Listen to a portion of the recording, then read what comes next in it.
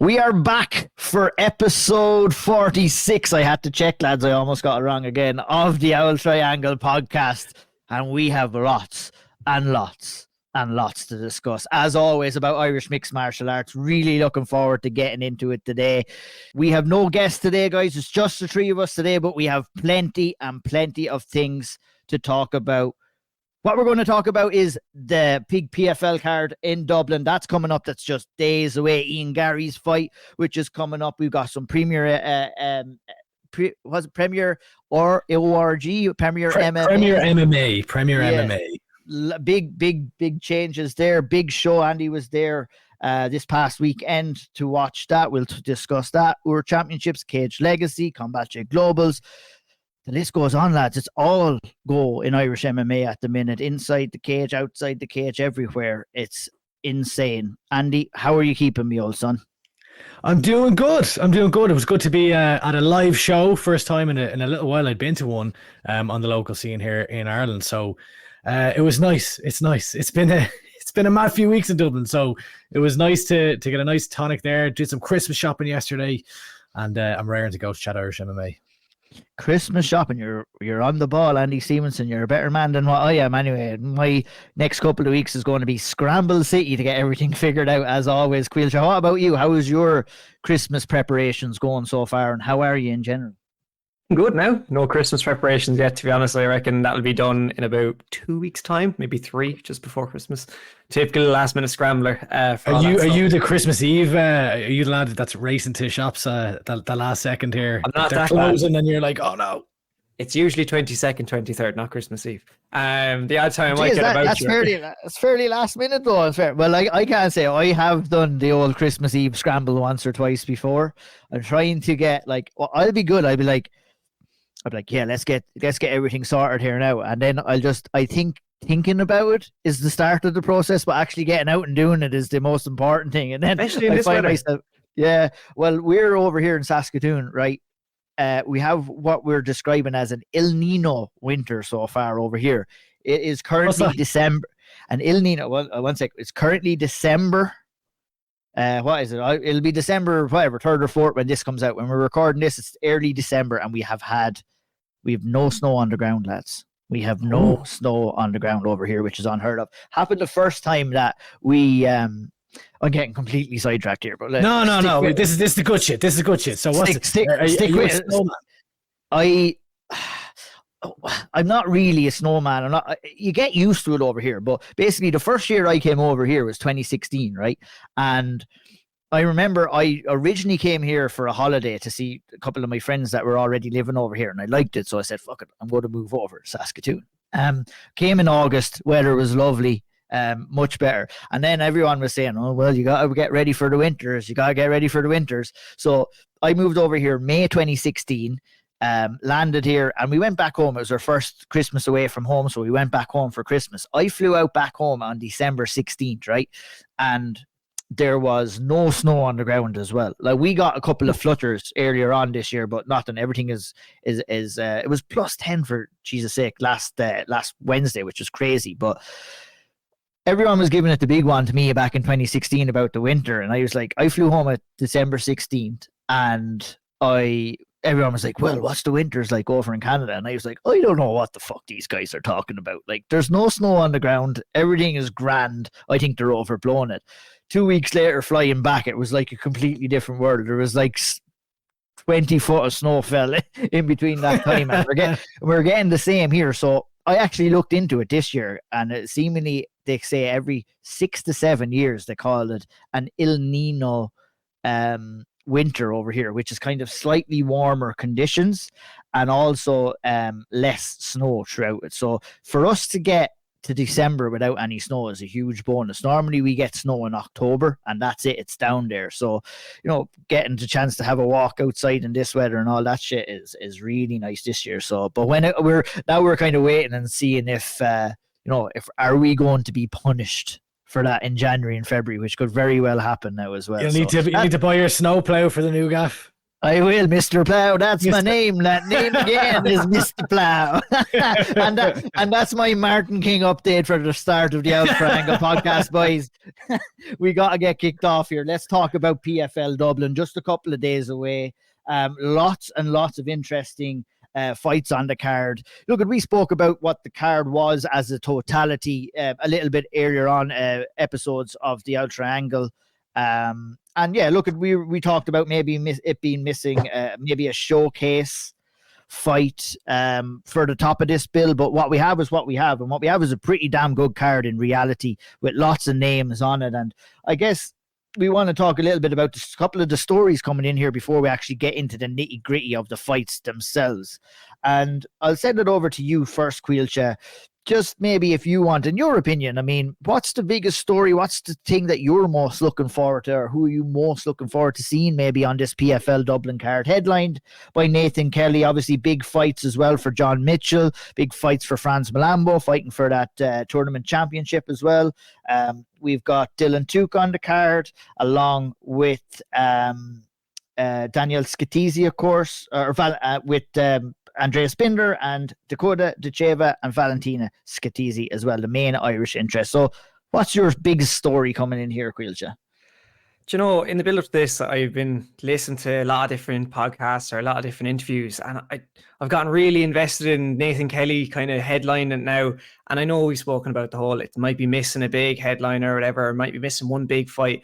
But I do really like the kind of push around him at the minute, and the fact that they're now trying to build him might be a little bit later on, because if they did it a bit earlier, then maybe it would have made a lot more sense in a way, kind of having him in the main event. But look, I've been so invested in it. I've listened to him on the Talking Bollocks podcast and listened to his story over the last few years, and how he's kind of come up and had his down periods, come back, and his massive streak, and where he's gotten to now. And I've just become so invested in it now as a result. And I keep following all the content. And now I'm looking at him, main event slot in Dublin, massive opportunity, and how much they're getting behind him as well. And I love the memes between him and other Nathan Kelly on the card as well. But I love all that. And I really am invested in that fight. I think that's the someone that stand out for me. Even though we have two lads fighting for 100 grand in a championship. But yeah. Yeah, 100%. It's like with Nathan Kelly, what I respect so much about him is, you know, it's his genuinity. It's, you know, when we've talked to him before, he's very open, he's very honest. What you see is what you get, and that's very refreshing, you know.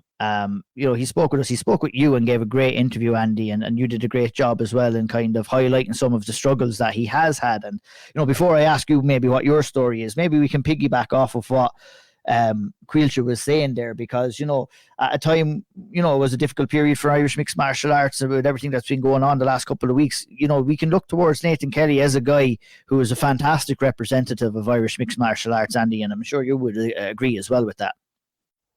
Absolutely. And like, I think it hits extra hard given the current everything going on, where you've got, you know, Nathan Kelly comes from a community that hasn't had opportunity, or that a lot of people haven't had opportunity in, and as a result, people tend to fall down certain paths. And you know, Nathan has had his own struggles, which he spoke openly. You know, to be blunt, he spoke about being addicted to cocaine, and having poor mental health, and being in a position where, you know, his own thoughts were scaring him. And I really do think that I suppose his personal growth journey and his rebound from the dark places that he went to in his mind and also in his habits is intertwined with the resurgence of his MMA career. Like he has done a magnificent job of pulling himself back out of despair, I guess is for lack of a better term. And now he's on this great run with PFL. He's undefeated in, I think, 8 fights. He's been finishing fights. He's been subbing lads. He's been knocking out lads. And now he has this kind of beautiful homecoming moment where he's speaking ahead of this about wanting to be a shining light, wanting to be, you know, someone who can inspire others in his community and in Ireland as a whole to not go down, you know, the path that he began to go down, and to be able to, you know, speak out and ask for help And I think that's beautiful. And I think it's something that's in the current climate of what's been going on in Dublin lately. It's badly needed, as we need people like Nathan Kelly and stories like his that people can look at and draw hope and inspiration from. So yeah, like after speaking with him the other day, of course, we've been critical of the card, and we look at things from the perspective of, ticket sales and, other cards that PFL have put on and stars and all that. But when you do drill closer to home and you start speaking to these lads, there's a lot of different wrinkles that we can look at for this card. And I think that this can be a great moment for Nathan Kelly. And yeah, I'm very interested to see. To be honest, the opponent doesn't really matter for me with this one. Yeah. It's about Nathan. Yeah, I wish they gave, from the perspective of a big marquee main event, I do wish they gave him, a different opponent, someone that maybe we would know at least. But at the same time, when you look at Nathan's story, it's kind of irrelevant. Yeah, and I think, him getting the win here is going to be the big story after it as well. And I think, you've got to look at it from a promotional standpoint as well, where it kind of makes sense for the PFL for a fight like this to top the bill. But like, where the critique comes from all of us, maybe just for some clarification, is that when you're an organization that's calling yourself the co-leader in mixed martial arts, you have to be criticized like you want to be the co-leader. And the UFC have done their thing, and Bellator have come in and done their thing as well. And this is the start of a new relationship between Irish mixed martial arts and the PFL as well. But like, we never want to take away from anybody who's fighting on this card. Like, I mean, of course, like, we have some great interest in all of the Irish fighters and some other fantastic fights on this card. But, we have to call it down the line. We have to be honest with what we want and how we want to critique cards as well. And I think it's fair for us to do so, whether people agree or disagree. It could be could easily be a real building moment where, this is the first one that they're putting on. Obviously, when it is your first one, you're going to be under scrutiny to be like, well, right, well, what are they bringing us? But we've got three lads in Nathan, and I'm sure we'll talk about the other two, Nathan, Franz. So Nathan's obviously top in the bill, but you've got Franz and John Mitchell both fighting for 100,000 for the European titles or the European Championships in PFL here, and neither have fought in Ireland in a number of years. So it's a real kind of, I suppose, homecoming card overall. Franz last fought, it was that fight against Ricky Bandejas in Bellator. John last fought in his pro debut in Cork. He's never fought in Dublin as a pro, so it's I suppose a homecoming one, but with that presents challenges where they haven't been fighting in Ireland, where you haven't had lads that have been able to kind of go and watch them fight on a regular basis and build that kind of atmosphere and cult following or whatever you want to call it. Yeah, and that's the thing. It's like, in order to be successful, you really have to capture the imagination of the casual fan as well. And, we'll do our best to tell all of these guys' stories and everybody's story who's fighting on it. And we have done so over the last couple of years. And Andy's doing a great job. He'll be out and about. He was out and about last week. He was out and about again this week, and has lots of fantastic interviews over there on SevereMMA.com. But let's move on down a little bit and discuss a few more fights. Everything that was said there was very good and very true. And we have John Mitchell, Caoilte, coming in to fight for 100,000. A big opportunity here for John against Jakub Kazuba in the lightweight bracket in the finals. What do you make of that matchup? Oh, it's going to be a tough fight for John. Like we saw in that Dylan Chuk fight, how good Kazuba is. Like, he's big, strong, and for a big man, you'd expect him to start gassing out a little bit, but he just keeps coming at you, and he lands heavy shots, and they can wear you down. I do feel like that John will have the speed advantage in this one massively, in terms of just, I feel, look, over the last few fights, John's looked a lot better. And even though we've seen a lot of John's wrestling, we probably haven't seen as much of the striking as we probably would have in the previously. And that could be a massive advantage, especially if Kazuba just watches back the PFL fights and thinks, okay, grand, that's going to take me down and try and wrestle me. But if that's the case, he's not in for a fun night. But yeah, probably I would say it's his toughest test today for John, and it could be a massive homecoming for him if he can get it done in Dublin. Like, yeah, I've listened to an interview with Jakub Kazuba. I can't remember what platform it was on now, so apologies. But he was coming in and he was highlighting the fact that John was an Irish wrestling national champion, so he's picked up that rumor. He must have about 7 titles in Irish wrestling. Multi-time. I'm surprised he might come out in the singlet for this fight, maybe. But look at it, like Caoilte said there, Kazuba comes in thinking that he's going to be dealing with just solely a wrestler with John Mitchell. He's going to be sadly mistaken in this fight. Obviously the ability John has in the standing department is quite exceptional. Obviously he's big background in Muay Thai. The fact that he can throw elbows in this fight is going to be a benefit to Jakub Kazuba. I really wish that we could introduce elbows for the final, but we have what we have, and I think that John Mitchell can find some openings here on the feet and get the better of Jakub Kazuba. I'm curious to hear what you think about this matchup, Andy. Yeah, I do too. I think that I guess John's secret weapon at the moment is he hasn't displayed his whole arsenal when it comes to the PFL.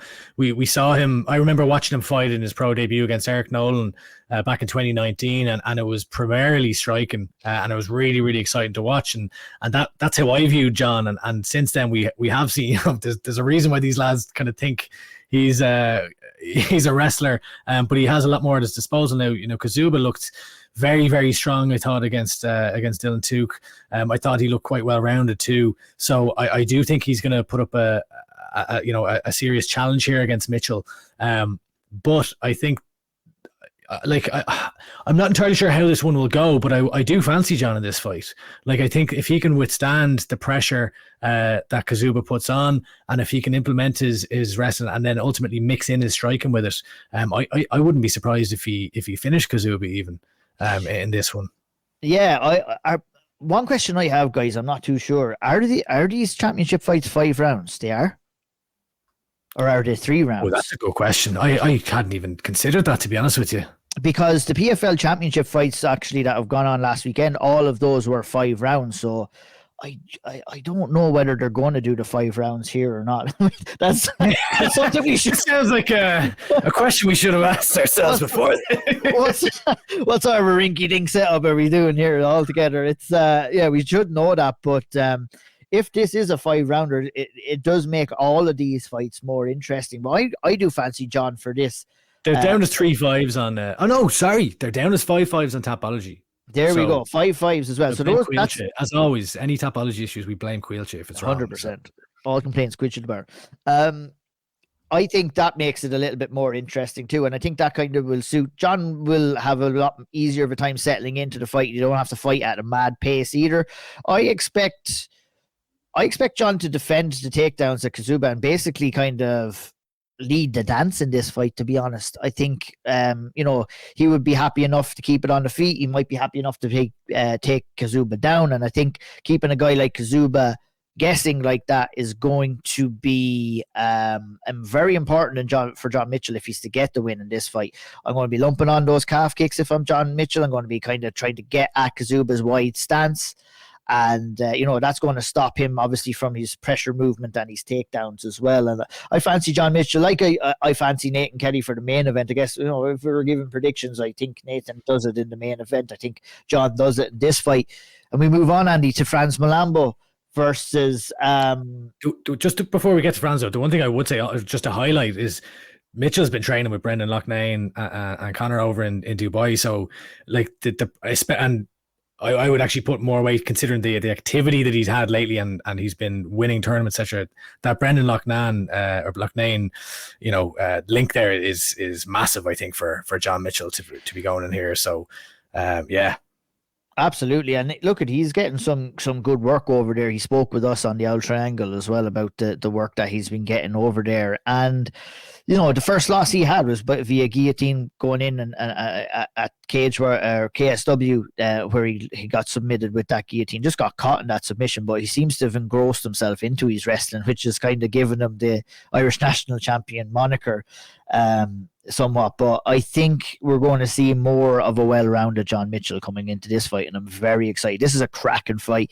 It's as competitive. I don't want to write off Kazuba at all, because he's undefeated. He's a tricky customer and very well-rounded as well. But I think this is John Mitchell's fight to lose, in my opinion, at the very least. Anyway, any final thoughts before we move on to France? No, sorry, I won't jump in again. No, you're dead right. You're dead right to mention it. It's an important wrinkle. Khurshed Kakarov is the opponent of Franz Malambo here, guys.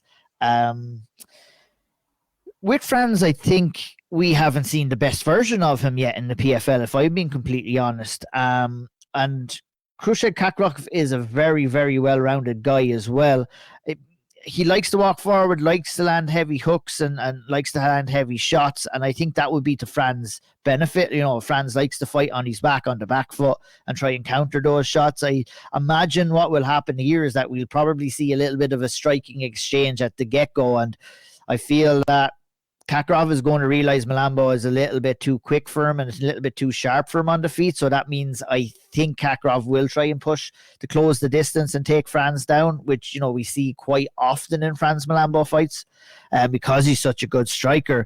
And then I think it's just going to be up to whether Franz can keep him off him and land those shots. And it could be one of those fights that's small spells in each one of these rounds could be things that we're judging off of, and it could lead to a very, very close fight. What's your opinion on that assessment of the fight, Caoilte, before I hand over to Andy for his thoughts? Completely agree. I think I was watching back the Ali Talib fight where he's just throwing bombs. Like every shot is with bad intentions, between the kicks to the body, threw a few high as well, and the punches. He was just always looking for heavy power shots to try and knock his opponent out. Where the advantage I feel Franz might have in this one is his footwork and speed, and the fact that how much he moves around the cage. Talib was very happy to kind of be a little bit flat-footed against the back of the cage, meanwhile, and gives a bit more of an opportunity for those shots to land. I feel like Franz can be very sniper-like, where he can move very quickly out, circle around, and then pick his shots where he can. And if we see the best version of Franz, which I'm hoping we do, then it could be a very good night for him. He could force Khurshed Kakarov to be a little bit uncomfortable and start diving for takedowns compared to what it was like in the last fight for him in the tournament. Yeah, Andy, I'd really like Franz to kind of keep his back off the cage a little bit more than what we did see in that Talib fight. I felt that he kind of made it a little bit harder than he should have for himself in that fight, whilst winning the fight relatively comfortably.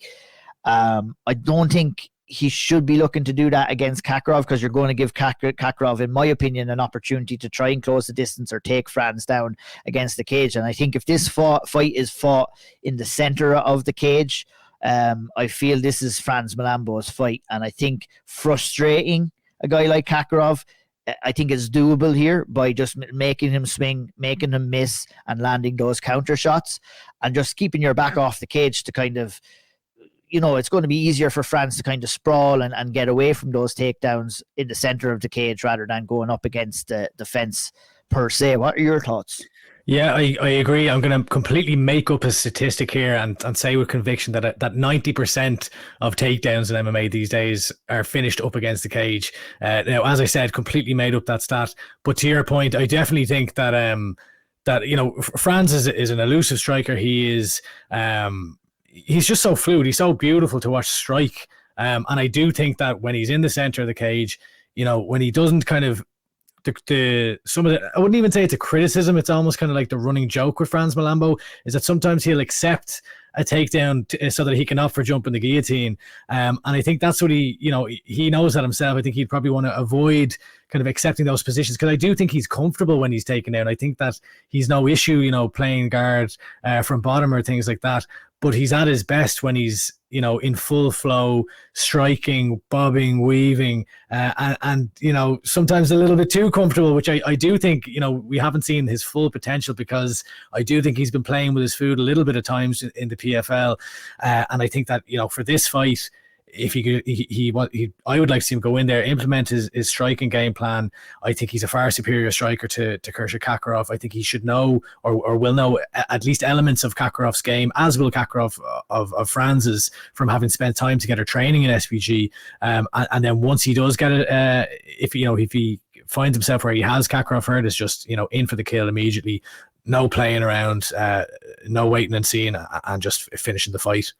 I'm actually very curious to see how a lot of fighters kind of approach the finals here, because I've been watching PFL since the start of the tournaments back in 2018, and there's a trend that I see forming in kind of tournament brackets, whereas that you kind of somewhat fight safely or fight with the just the surety that you're going to win the fight just to get to the next stage. But where we're at the finals now, it's all or nothing. So I'm very curious to see if Franz will kind of be more aggressive, more open with his striking, along with all the rest of the fighters coming in here as well.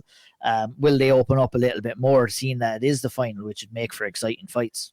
Yeah, I think John Mitchell, that like as you're talking there, John Mitchell springs to mind for me, because I definitely think that that's been by design, that he's been grappling and he's been, you know, just winning fights. And I think he's going to throw the kitchen sink out here. Now, Franz is just so calm in all his fights. He's just so composed and nothing seems to phase him, even when things aren't going his way. Franz isn't a kind of a kitchen sink type of fighter. Franz, like, there's fighters that will go out there and they will go looking for a knockout, but Franz is the type of fighter that just waits for the knockout to come to him. And sometimes that can lead to maybe a little bit of lackadaisicalness with him, but like, he's so comfortable and so smooth on the feet. You know, it only takes one when he lands and finds that range and finds the rhythm. So really, really interesting fight here. Both former training partners for a period of time as well, which kind of adds an extra wrinkle onto this fight too. Franz is a great story here too, isn't he, lads? Like this, Ian, you did a brilliant interview with him a while ago where he talked about, you know, he's sorry, not contracting, he's landscaping some lad from the gym's garden, and he's picking out weeds, and he's thinking, what the fuck is going on here? Like, I'm on a winning streak. I've done everything right. I'm Conor McGregor's training partner. It wasn't even actually any lad. It was actually the solicitor or the lawyer that he signed his first professional contract with, I believe, at Brave. Crazy. And he was actually telling me at the time that he was sitting down and telling this guy, you know, about all the things he had planned, and this was his first big contract. 7-8 years later, then he's landscaping this guy's garden, and he's thinking, you know, how have I ended up here? Had a tough year of it in 2022. Obviously, you know, won the Copa Combate for Combate Global at the end of 2021. Fought 3 times in the one night to take home that prize. Money almost evaporated from bills and other kind of cost of living that he did, so that kind of led him towards the landscaping job, and that's what he did to make ends meet in 2022. Finds himself in an opportunity where he has the choice to go on to the Ultimate Fighter or has the choice to sign with PFL, and he picks the PFL. He wins his couple of fights. He finds himself fighting on home soil in Dublin for 100,000. I mean, yeah, that story that writes himself. And to tell you the truth, he fucking deserves every single bit of it, lads. He's a guy who's been around for a long, long time, one of the most underrated fighters on the Irish mixed martial arts scene. And it would be great to see him get over the line here and get it done, because, you know, for what he's put in and the skills that he possesses, you know, he definitely deserves this opportunity and deserves to go out there and get the win. And, you know, it'll be interesting to see if he can get it done. Another guy I'm delighted to see get the opportunity. Obviously, it didn't work his way in the lightweight bracket, Caoilte, is Dylan Tuke, but he does get a fight. It's a lightweight qualifier, I believe, against Yazid Koshan from France.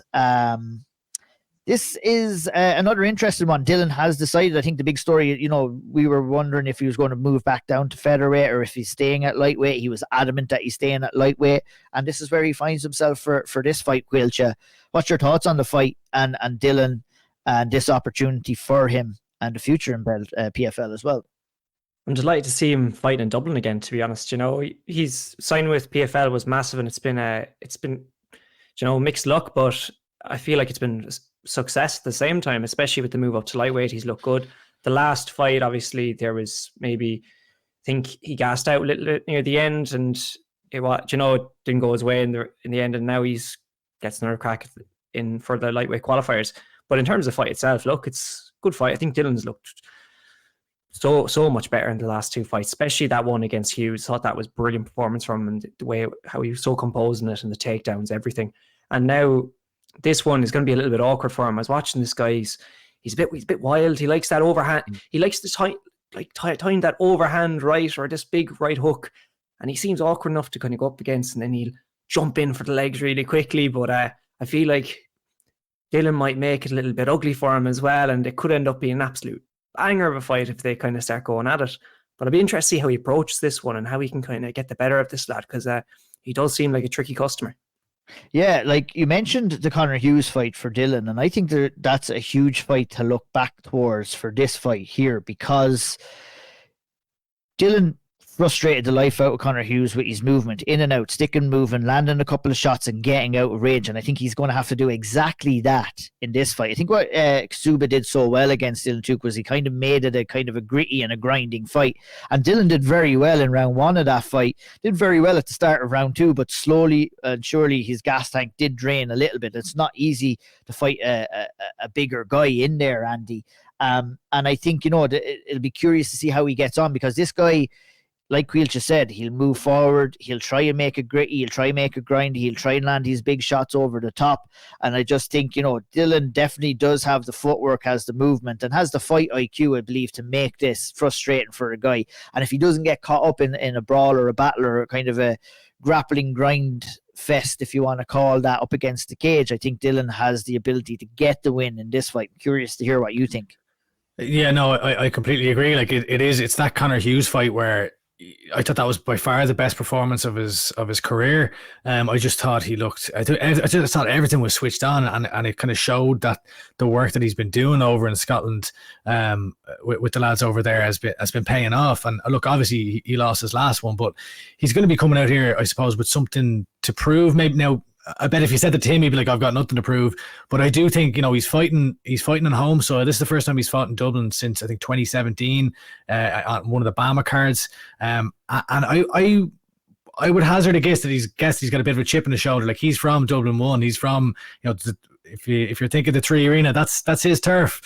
So he'll definitely be coming in I'm actually the guy here. Forget about these lads, even though they're fighting for titles, even though he's not the main event. He'll see himself as the main event, so he's not going to want to come in here, from a psychological perspective and roll over and lay down, nor would he ever. But look, I think it's a tough. I think it's one of the tougher matchups on the card, to be honest with you, as far as the opponents that Irish lads have, and it'll be very interesting to see. I really do think that PFL should try and cling on to Dylan, because I think he's someone who can sell tickets for them in Dublin, and I think that, look, he's 6-4, but I don't think that really tells the full story of Dylan Tuke as the fighter, and I could see Dylan going on a streak. I could see Dylan, exchanging wins and losses, but ultimately I do see him sticking around, and I see him continuing to grow. So now it's time to, I suppose, to build on the last number, I suppose, of years now that he's been over in Scotland, and to show that he belongs here in PFL. Absolutely, yeah. I think, the tenure that Dylan has had with PFL has been very entertaining. He's been in entertaining fights. He's caught a couple of entertaining promos, and he definitely deserves to be there. Very, very curious to see how he gets on in this one. This is a lightweight qualifier, so that means, this would be to enter the same kind of tournament bracket that he would have entered in. I like that they have these labels on them, right? This is what Bellator didn't have for me when they were in Ireland. Is like, you're looking, like, if Dylan was just in this fight, it's like, well, what does this mean? He's obviously not in the tournament. I like that they're kind of labeling these to say, right, well, this is where they're going next. If he wins this, he's in the tournament next year. 100%. A little bit of jeopardy. We need that rather than these dead end fights. So yeah, very good point, Andy, and I agree with you 100% on that. Moving on down, let's talk about Andreas Binder versus Daniel Scatizzi, a somewhat domestic fight, you could say, per se, to SBG Charlestown versus SBG HQ Ireland. Look, I think how we start off this conversation is just stress our happiness that Andreas Binder is getting an opportunity like this. He's been doing some solid work on the scene over the last little while, and definitely was the guy who was left out in the cold when, in terms of getting picked up by one of the big three, UFC, PFL, or Bellator. And he's getting his opportunity now, coming off a successful stint at LFA over in Holland, picking up the lightweight championship. LFL, sorry. LFA is in the US. So, look, this is great. We had Andreas on. He spoke very well on the last episode of the Auld Triangle. And this is his time. This is his time to shine. This is the time to come in there, and he's fighting a tough guy in Daniel Scatizzi as well, Caoilte, in terms of, this is a good fight and a good time for both of these gentlemen. Obviously, Scatizzi, we've seen him a couple of times compete, and he'll be used to competing in the Three Arena with Bellator. Was he was on the previous card, wasn't he? Earlier on this year, I believe. So it won't be anything new to Daniel, but Andreas will be looking to seize the opportunity here on the big show. And what are you expecting to see from this fight, Caoilte? It'll be close, to be honest. I think it's a really well matched fight overall. Like in terms of matchmaking, they nailed it. Like as you said, Scatizzi been in the 3 Arena before.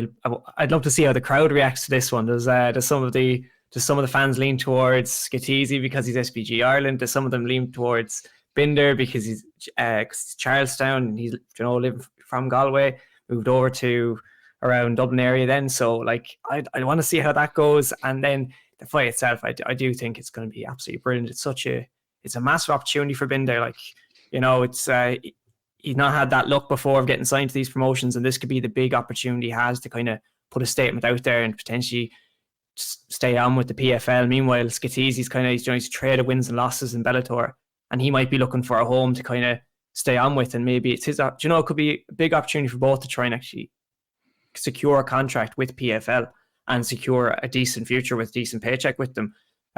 Who knows how it could go? That's just me speculating, but look, fantastic overall. It's one of the ones I'm looking forward to the most, really. Yeah, definitely. Just for the occasion, and for Andreas, I think he's going to bring up some great support as well, and should create a buzz early in the card. We also have to mention, Andy, this is a lightweight qualifier as well. So the winner of this fight will go into the European bracket next year as well. So like you said last time, a little bit of jeopardy on this fight as well. A loss wouldn't be detrimental. I think PFL should be looking to probably sign both of these guys, win or lose, to be honest, to kind of maintain that in this market. What are your thoughts on it overall, Andy? Yeah, just on that point, like I wouldn't be surprised if like some of the people who lost in qualifying fights here were still signed. But then it's I suppose it's hard to know with the Bellator guys coming in as well. Maybe they won't have a need to sign everyone. But I love this matchup. I think it has a lot of different wrinkles and angles that you can look at it that just kind of make it fun to get invested in. You have the SBG Charlestown versus SBG Ireland element. You'll have John Kavanagh in one corner, Owen Roddy in the other. Binder, obviously, we've been following him. We had him on, as you said. I think this is a great opportunity for him. When I look at the matchup itself, I think Daniele Scatizzi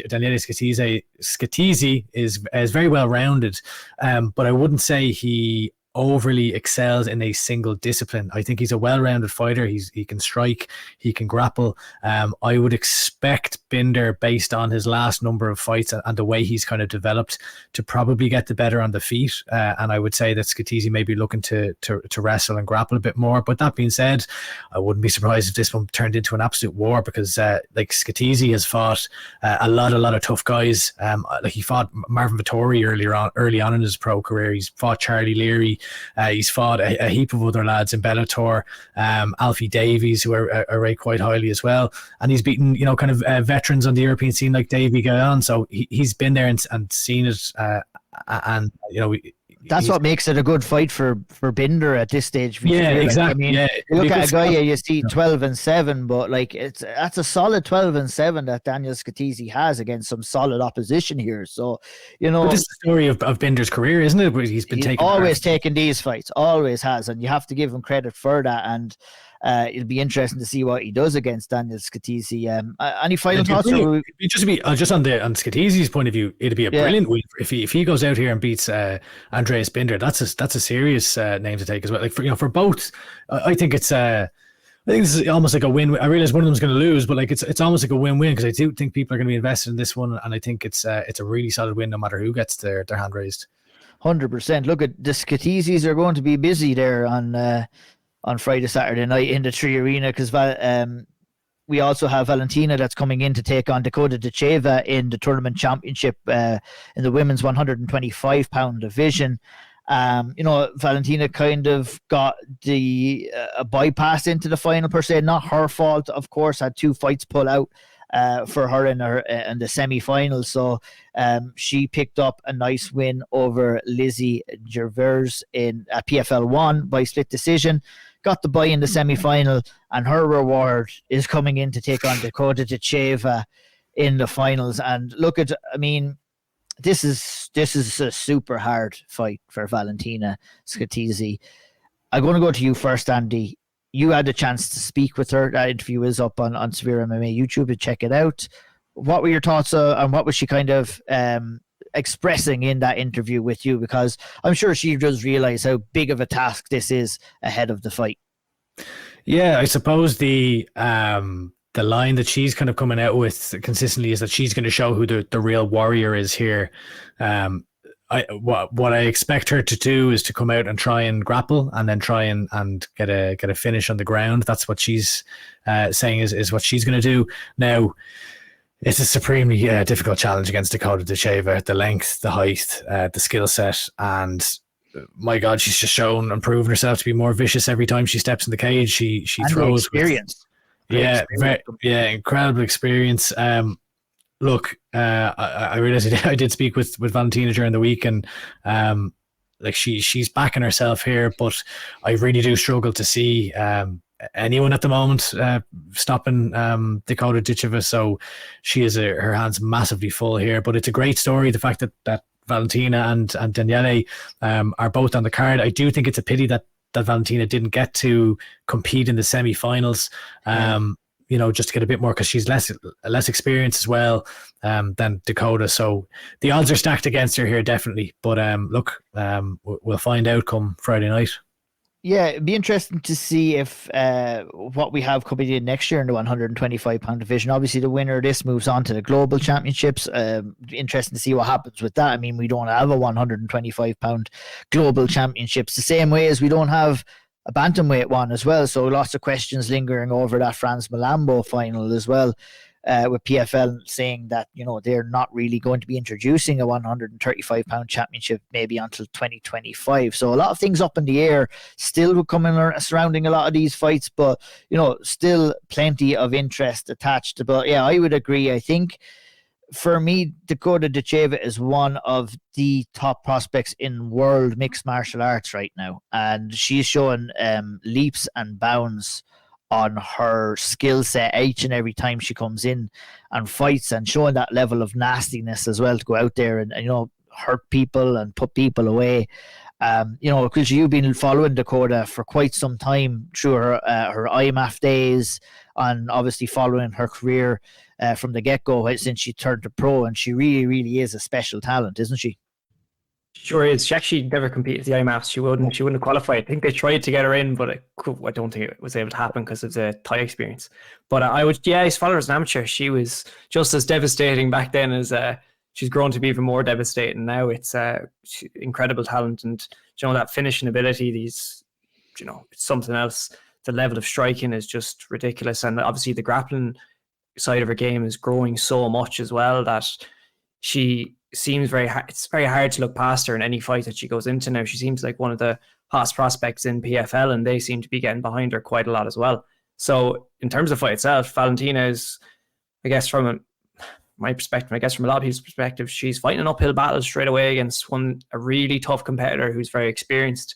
And but if she can pull off an upset, she could be, that's $100,000 in four professional fights. That would be almost unheard of.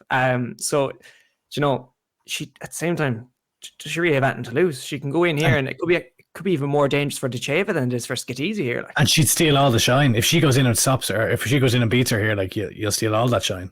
Well, what you said, Andy, about Valentina going in there fighting a dirty, gritty fight, like you can't go in there and try out technique someone like Dakota Ditcheva. It's not going to happen. You got to go in there and fight and win ugly, and that's it. You've got to close the distance. You got to try and grapple. You got to try and take her down. You got to try and just make it really, really difficult for Dakota and try bring her into deep waters. Are you confident in bringing it into the later stages? Look, we've seen Dakota go 3 rounds, and we've seen her pick up a couple of early finishes in recent times, but maybe bringing her into deep waters, bringing her into uncharted territories may be the way to go for Scatizzi in that one. But very, very interesting to see what happens on that. Rounding off the fights itself, we have an amateur fight between Nate the Great Kelly and Callum Seaton. Lots of chit-chat around this fight. In number one, the decision for PFL to highlight amateurs on this card. It's something that PFL have been doing in different territories. They have Ali Baggio Walsh, who's the grandson of the great Muhammad Ali boxer. He's been featuring on a couple of cards, and I have seen some amateur fights on other PFL cards as well. I guess the big kind of question mark around here was, with the kind of level of the talent pool surrounding Irish mixed martial arts, was Nate the Great Kelly the correct selection, or is he the best person to highlight amateur mixed martial arts in Ireland? Those are all fair questions to ask, to be honest. There's plenty of talent out there. I don't mind who they choose. I just want to see a safe amateur fight, because I have seen a couple of amateur fights that have gone on too long in PFL, and I don't believe, amateur fights should be reffed a little bit differently, and we do see them reffed a little bit differently as well, in terms of, we don't want to see anybody get killed. But in Ali Baggio Walsh's last fight, the guy he fought almost got knocked out twice. That's one thing I don't want to see. Andy, you had a tweet out and you named a couple of other Irish amateur fighters as well in that tweet, that may have been given the opportunity. And look at this, PFL's decision was to go with Nate Kelly. They could have went down another different avenues. I'm curious to hear what you think about this matchup overall right now. Yeah, I mean, like, I think I have more questions than I have answers. I think, like, what I would like to know is, like, are PFL looking to, like, what are PFL trying to do in Ireland? I guess is my question. Like, we'll talk about this later on, but, like, partnering up with different promotions in Ireland. Is it a case that they want to start putting amateur fights on these cards? If so, Jesus, we have a heap of talent. There's loads of lads out there, and, like, personally, what I would like to see are lads who are kind of on the verge of turning pro, where you could maybe have their last couple of amateur fights on a card like this. Now, I put a tweet out there, and one of the lads, I think from the SevereMMA group chat, kind of responded saying, look, as a consumer, I don't really want to see any amateur. I'd rather see just pro fights when I'm spending 80 quid, which is a fair point. But if they are looking to put, say, like, an undercard on with amateurs, then there's loads of talent. I think a lot of amateurs in the country would feel a bit hard done by that they haven't been given opportunity. But also, that is not Nate Kelly's fault. It's also, this is not a play for this isn't like, oh, if you win a certain number of fights, you get a spot on a card. This is, like, there's a reason why Ali Baggio Walsh is on the card. They want to have that association with his because they could be dealing with something similar over in the States, where people might be saying, well, why is he getting the opportunity when somebody else is not getting the opportunity? Exactly. And that's what they're doing here as well, because they always want to get that shit. McGregor.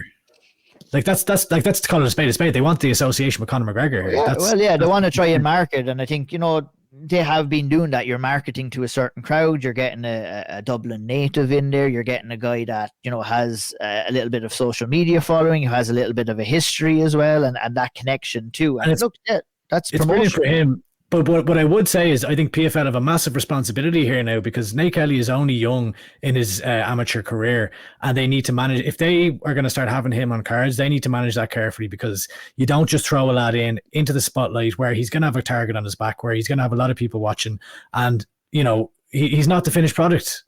So he's not the finished product yet. He's a long way to go to develop. So they need to manage that carefully.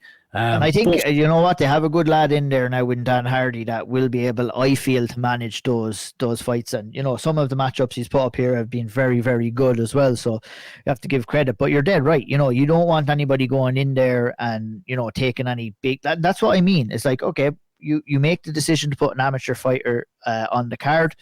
I don't really have any big qualms about it. There's talks about, should other amateurs get the opportunity? Maybe other amateurs don't want the opportunity. Maybe they don't want to be tied to PFL.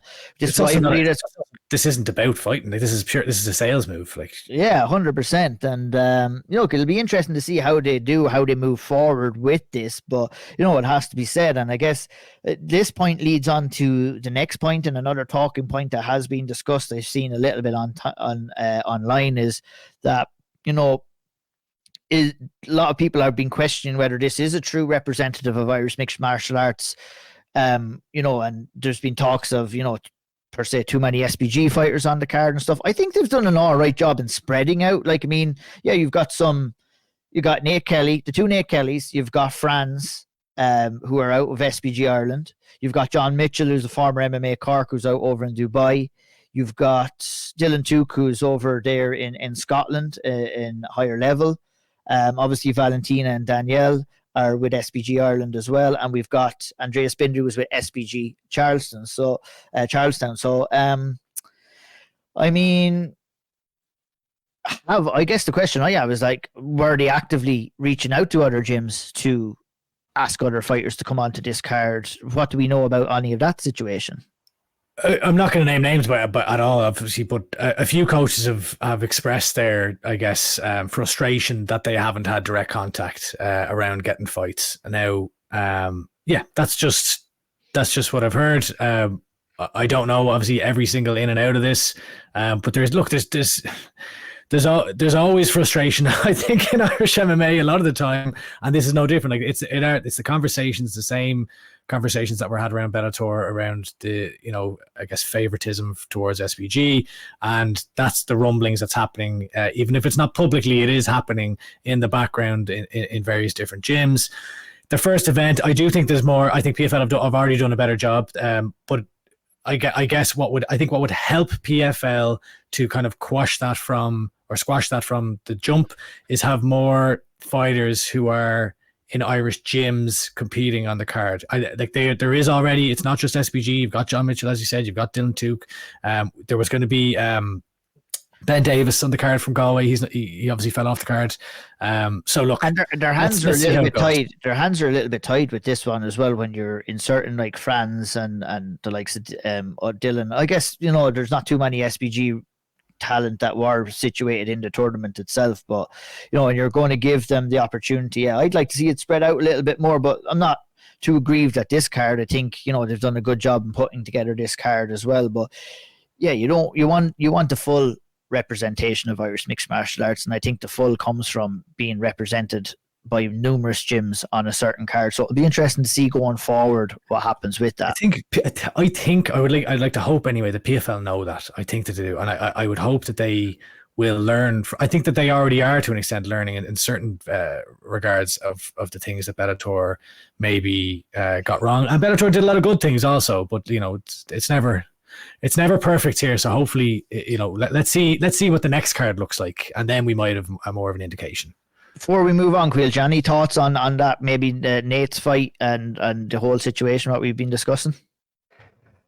No, look, you've covered it perfectly there, to be honest. You kind of echo a lot of the stuff you guys have said.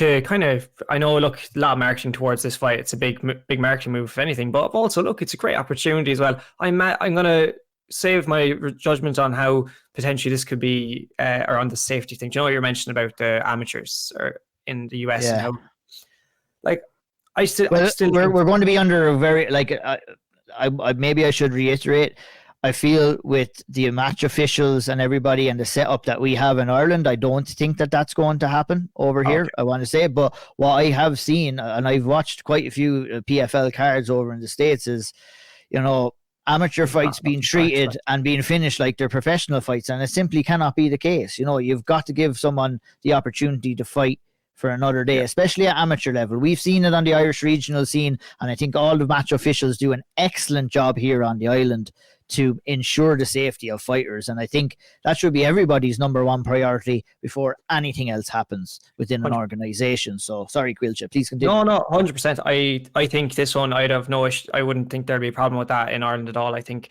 usually the officials we see at these events are all IMA officials that are used to the scene and used to ref and judge in amateur fights.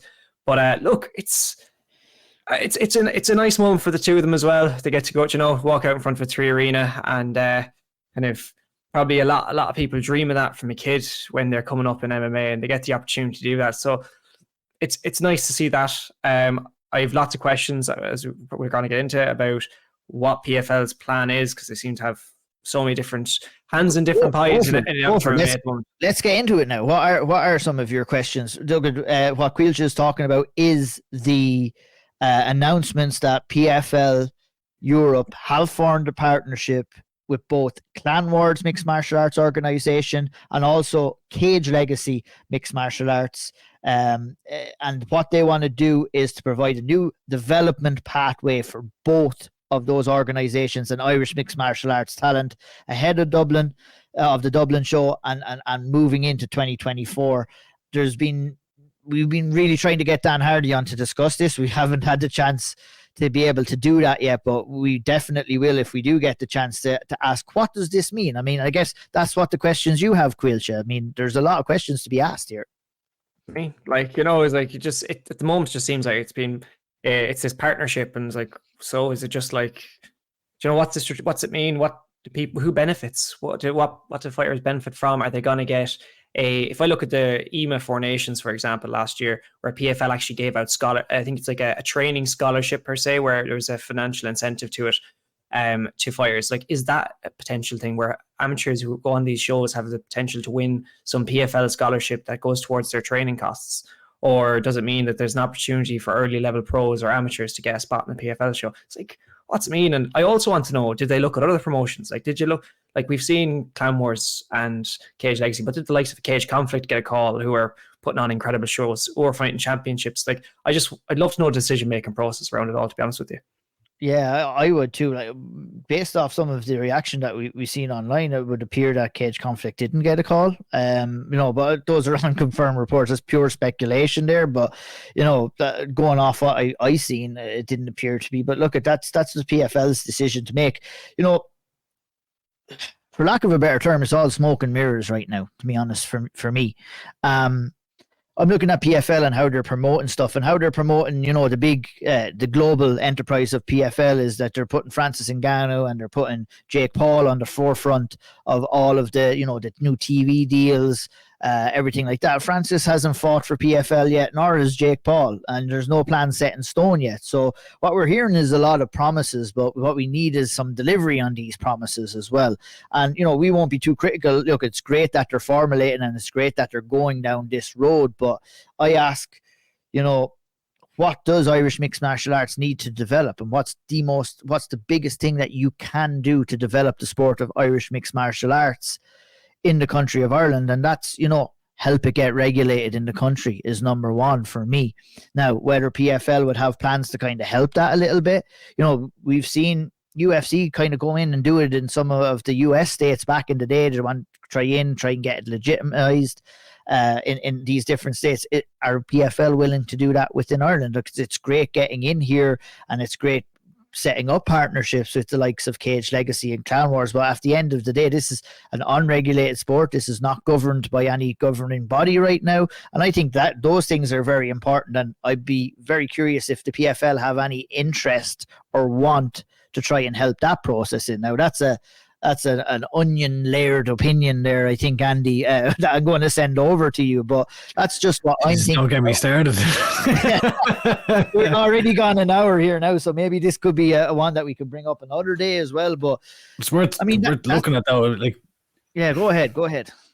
No, like, well, I don't know. You kind of got me thinking there as you were talking about the regulation. I mean, ultimately, yeah, like it's regulation is what we like.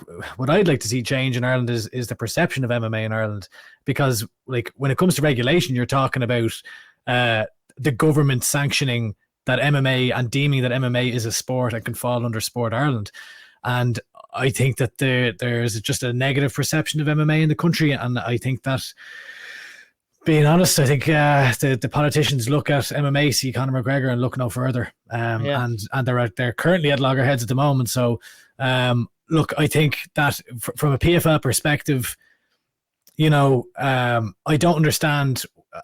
As we said earlier, I have more questions. Like on the 22nd of November, they put out the statement around the partnership with Clan Wars, and then they put out essentially the same statement the next day with Cage Legacy. So where they're talking about, fighters will have the opportunity to win developmental contracts. I think they said that on the Cage Legacy show on the 16th that will offer developmental contracts to the best fighters on the show. What does that mean? What does that look like? Is it amateur? Is it pro? We've seen Bellator already, where we have, fighters making their pro debuts, a multitude of fighters making their pro debuts on Bellator. So, like, to say that this doesn't exist already, I don't think is genuine. Now, if this means that they're going to invest, if they're investing in these promotions and pumping money in, I think that's a good thing for the promotions, 100%. But what I would say is that if we're looking at Irish MMA holistically, does that then mean that you have certain shows that will receive investments, certain shows that will have the allure of these contracts? And does that mean that if I'm an amateur or a young pro fighting on one of the other shows, does that stop me from getting a contract on PFL? I don't know the answer to that question. And if it doesn't mean that, then what's the point? So yeah. I don't understand it is I guess the issue here. And then there's also, the argument, we were chatting about this kind of offline as well, is that, maybe certain fighters don't want to go down that path with PFL as well, So what UFC have done in business terms is that, like, my question would be is that how many fighters have we seen travel over from Bellator to the UFC in recent years? Now, the UFC's lawsuit, all of the stuff that's going on there has a point to play there, but from a business perspective, UFC doesn't tend to pick up any of their main kind of challengers' talent. We've seen Michael Chandler come in. We've seen a couple of rare occasions. MVP may be the next one to come across, but fighters need to be asking themselves that question, and that is that if you do sign up for the PFL, if you do go down that route and your aspirations are to go to the UFC, are you hindering those aspirations, and those are for any particular fighter to answer for themselves. But like that's I'm just, ever since the announcement, I've been thinking about this and just overlooking the entire landscape of this may mean. And of course, we're just here speculating because we don't know, but that's all we can do right now. I mean, this is what we're supposed to do. Like, this is, we're just discussing, because like this is what people, like, this is what anyone I've spoken to is kind of like, I don't really understand this. I wish it is more concrete information, like, and like I do think it's brilliant. Like, at the same time, I think it's brilliant that they're trying something. I just don't understand what this something is yet. But I do think it's good that they are like looking to do things with Irish promotions, and I think it's probably a good thing for Cage Legacy, for Clan Wars. But just to your point there, Ian, though, what was coming up for me there is, like, are we at a point now where fighters more than ever are essentially choosing or potentially having to make the choice between, do I want to get paid or do I want to fight in the UFC? Because that's what Bellator and PFL and these shows are offering at an earlier point in your career now, is the ability to make decent money, or at least that's my understanding anyway. Whereas if you're now going to not take one of these routes, you're going to have to go off and fight elsewhere. And I mean, I suppose that choice has been there for a long time now, but I do think more than ever there's more opportunity to make money earlier in your career. And that's good. That's good for the Irish MMA scene. I mean, like, we've been a little bit negative on this, but that's because there's a lot of unknowns right now, and we can't fully judge something until it kind of comes to full fruition. So it's like, I mean, if you're a young up and coming fighter in Ireland right now, I think the likes of the Chris Fieldses and the Neil Series and the Paddy Houlihan's would be crying out for this back when they were coming up on the scene, and the Cathal Pendreds and the Ash Dailies. They didn't have this option. It was very limited, so having options is good. But it can also create problems as well in kind of what path you want to forge for yourself and what route you want to go down. And if fighters want to choose to go to the PFL and get paid more, that's well within their rights. If they want to choose maybe to go through Cage Warriors to get to the UFC, it's well within their rights. It's finding the right road that fits for you as a fighter, I think. Look at France. France competing this weekend, like, where he's talking about, he's like, look, I had to make the decision between Tough and PFL, and I'm chasing money. And fair play to him, because he shouldn't be in a position where he's picking up weeds from a garden, wondering what the hell am I doing with my MMA career. Unfortunately, they don't take UFC championships or any championships at all as any currency on your mortgage application, or if you want to. And Bellator, because I know I'm conscious that I kind of highlight the negatives sometimes, but like, talk to someone like Sinead Kavanagh. Bellator have changed people's lives with the amount of money they pay people, so that's a good thing. Very good thing. But that's it. That wraps up for our PFL. That was I'm going to give ourselves a tap on the fucking back for that. That's a damn good preview of that. We've been going an hour. An hour on PFL Dublin, and we really need to move on. It's been one of the most tumultuous kind of camps for Ian Garry in preparation for Vicente Luque, with everything that's been going on with him right now, and it brings us, of course, to his fight with Vicente Luque, which is happening on December 16th, UFC 296. And boy, oh boy, it's never a dull moment in the world of Ian Garry. What he's had to face with, and what his wife Layla has had to face with on the run onto this, is, in my opinion, has been unacceptable. We are not going to go into any great detail on that side of things. What we are going to just highlight is that, this is a distraction heading into one of the biggest fights of your life for Ian Garry against a former training partner. And, not ideal circumstances to have to be dealing with all of that outside noise ahead of such an important fight. And I think that kind of raises a big question around this fight for Ian Garry, and how much of a distraction was it? He said, from videos, he's saying it's not a distraction. He can use it as motivation, but, it must be energy draining and everything like that. We're having to have all of this outside noise and somewhat coming in. And, I just want to focus more so on the fight than anything else. But we have to acknowledge, Andy, what has been going on the lead up to this fight as well, and how it could have provided an distraction against a guy who's going to be a very dangerous opponent in Vicente Luque. Yeah, it's been, I suppose, Ian and Layla versus the internet. And the problem with that is the internet always wins, even when they're wrong. It's been. I agree with you. I think it's disgraceful. Some of the stuff, and I think it's gotten so far out of hand that's been kind of put their way. Jesus, I just would not like to be in that position, and I don't see how this cannot be a distraction. And look, I know people will listen to this and think, and Ian has a lot of detractors. Ian has rubbed a lot of people the wrong way, and a lot of people will listen to this and be like, "Oh, they had it coming." I think it's gone way too far. I do think when you're putting yourself out there and being, I guess, disruptive, as they would say, you're always going to get, you're going to piss people off, and you're going to want people to see you lose, but also people just to hurt you. Because I think that's what this is. I think it's people, a lot of anonymous accounts trying to hurt them, and I think engaging with that is. It's just never going to win. You're never going to win it by engaging with that. And I see that they've shied away from that now for the last, or not shied away, but they've kind of peeled back a little bit away from that, which I think is a good thing, because I think the focus should be on the fighting here now. I know Ian put a video out and he said that this angers him. I can't remember the exact words he put it, but the gist of it was that this angers him, and now he's going to kind of take that out. And this is like the weird. Does it worry, Andy? Does it worry you? Yeah, of course, 100%. More so, like coming into this fight, with this extra wrinkle on it now. Yes. Are you kind of less confident of a win for Ian Garry coming into this fight, or what's your thoughts on it? So this is the weird thing. It 100% worries me. I think it has to be draining. But at the same time, I think Ian Garry is so good at fighting. Like Ian, like when I think about this, I was thinking about it earlier on. I was watching Vicente Luque fight, and my God, he's a phenomenal fighter himself. He presents the toughest challenge by a country mile, in my opinion, of Ian Garry's career here, of Ian Machado Garry's career. And we are in a position where this is the biggest fight that Ireland has had in the UFC outside of Conor McGregor in years, arguably ever in the UFC. And against Tom Brady and Kelvin Gastelum last weekend. but like seriously, and like he's fighting a guy, and like this should be the focus. It should be. In an alternate world, we're all here. The entire country is behind Ian Garry. All we're focusing on is the fighting, and we're dissecting this, and we're thinking, my God, like when I look at this fight, if we're to, I don't know if we want to go into the match. Don't go straight into it yet. I like to maybe just pick.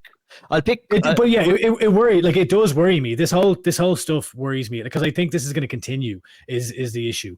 I think I don't know if just winning fights is enough to stop this kind of whatever it is that's going on. This hatred that's going on. Whatever the hate is always going to come, right? And the criticism is always going to come. And when you're a top level fighter, the microscope is always going to be on you, right? But the big question we have coming in here is that how much of the noise will have affected Ian Garry and his performance coming in here? We don't know the answer to that question until we see him in there on the night itself. Now, we can go through history. We can see that Ian has been through other kind of camps that have been a little bit all over the place, and he's went out there and he's handled it with excellency. Look, it obviously he had the bust up of Team KF ahead of his Cage Warriors championship fight. He came out there with a busted up knee as well, and he performed excellently well, so we're going to see how well and how kind of conditioned Ian's mental strength is. And I like you, Andy, I would be thinking it would be in a good position. Obviously not an ideal position, but I think he still has enough to kind of get over the line here. And just curious to hear Caoilte's thoughts here before we actually get into the actual nitty-gritty of the fight itself. Yeah, it's gone. I think just gone a bit too far at the moment, to be honest. Just tirade of abuse that they've kind of absorbed online has been ridiculous, and some of the comments, and I guess he's probably, you go on Twitter now and every second tweets about Ian Garry. It's crazy. Even interviews, people are asking other fighters what their opinion of Ian Garry is because of what's going on as well.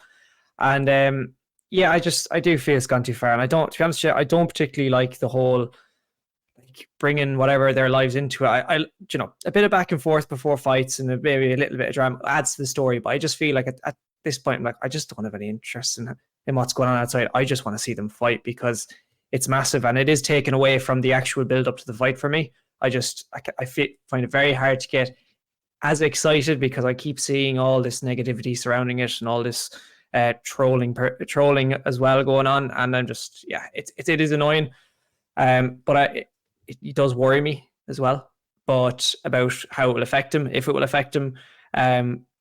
So it'd be interesting to see how he turns up and if he can deal with it all.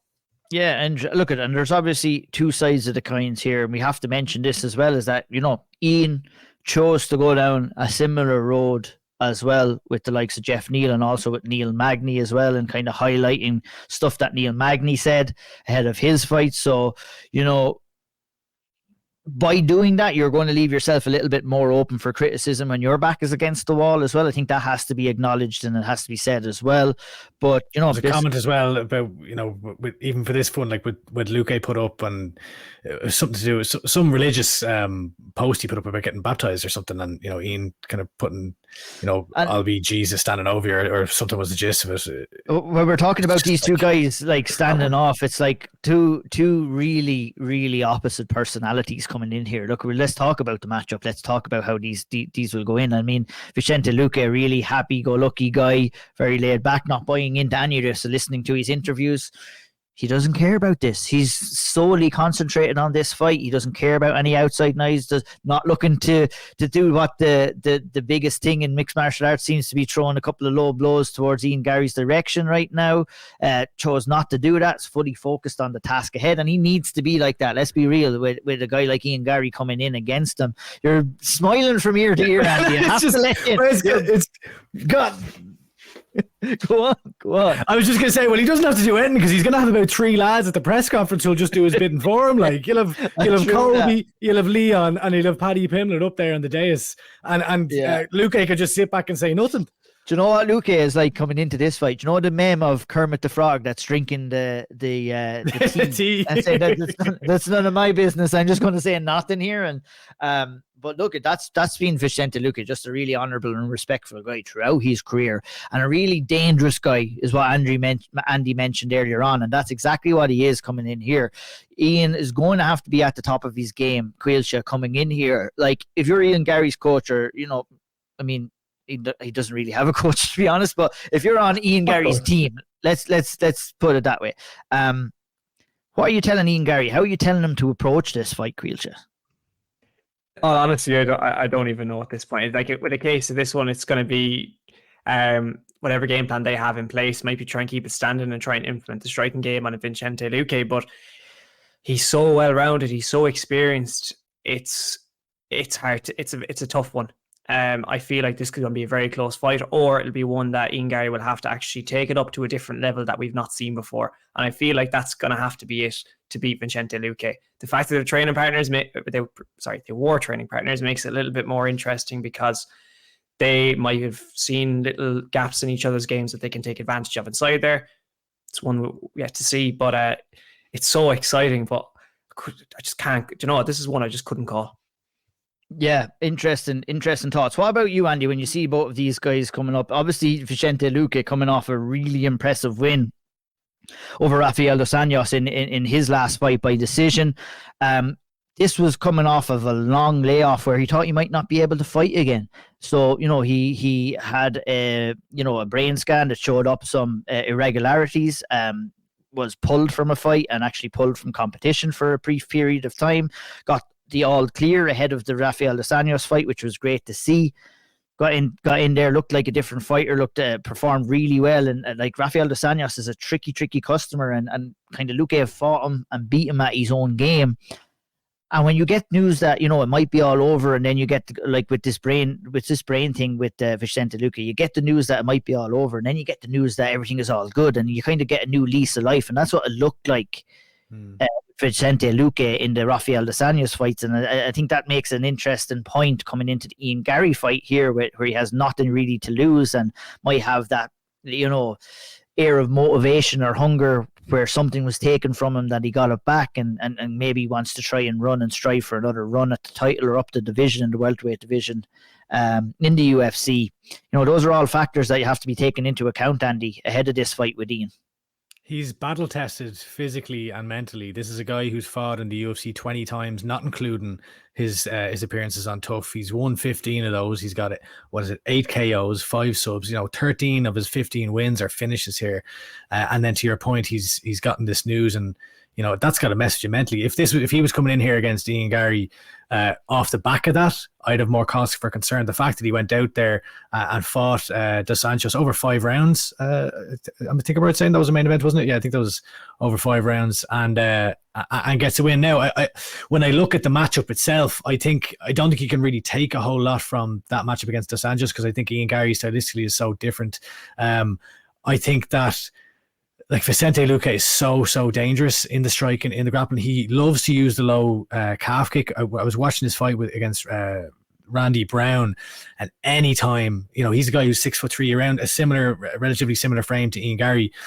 Anytime Brown would go to throw out the jab, immediately it was instinct. It was the calf kick was getting destroyed, which is what Ian. So I'm really looking to see who, Ian Garry's jab is probably 10 times better than Randy Brown's. True, but also, and Ian Garry used his own kicks to perfection, I would argue, in the Magny fight. So like Luque, when he fights, a lot of the time he likes to take the center of the cage too. So it'll be, and Ian has no, you know, he's no stranger to fighting on the outside. He can fight for pressing forward.